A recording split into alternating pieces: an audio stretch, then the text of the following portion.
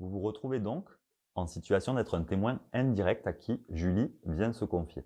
Deux règles d'or importantes dans ce cas-là: mettre en confiance, par exemple par un merci de ta confiance, merci d'être venu m'en parler, comment ça va, et ouvrir un cadre d'écoute serein, bienveillant, non jugeant, en invitant par exemple Julie à vous poser pour que vous puissiez en parler tranquillement. Important aussi de rassurer sur la confidentialité de l'échange, vous ne direz rien sans son accord. Et l'important aussi, c'est de se mettre à la place de l'autre, à la place de ses peurs, de ses doutes, peur des représailles si elle parle, peur que finalement ce soit pas grand-chose ce qui lui est arrivé, donc de vous déranger avec des broutilles, peur que ça se sache très vite auprès des autres collègues, etc., etc.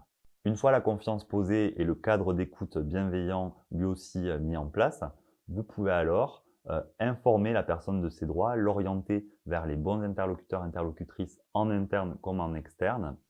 Et vraiment, si vous avez quelques questions à poser pour voilà, préciser un petit peu les faits, faites-le, mais ne rentrez pas surtout dans un interrogatoire, ce n'est pas votre rôle et c'est prendre le risque que la personne puisse se sentir jugée ou remise en cause. Une question sensible: dois-je signaler si Julie ne souhaite pas aller plus loin? Deux cas de figure.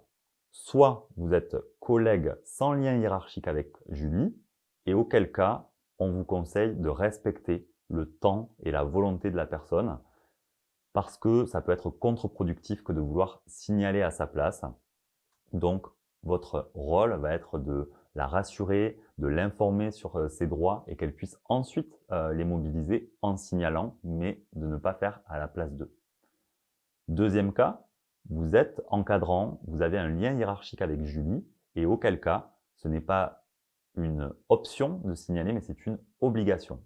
Pourquoi? Parce que en tant qu'encadrant, vous êtes par délégation responsable de la santé et de la sécurité des personnes placées sous votre autorité et du coup, cela pourrait vous être reproché que de ne pas avoir donné suite à des faits problématiques qui vous ont été signalés parce que ça peut aggraver les conséquences pour la personne ou ça peut se répéter pour d'autres.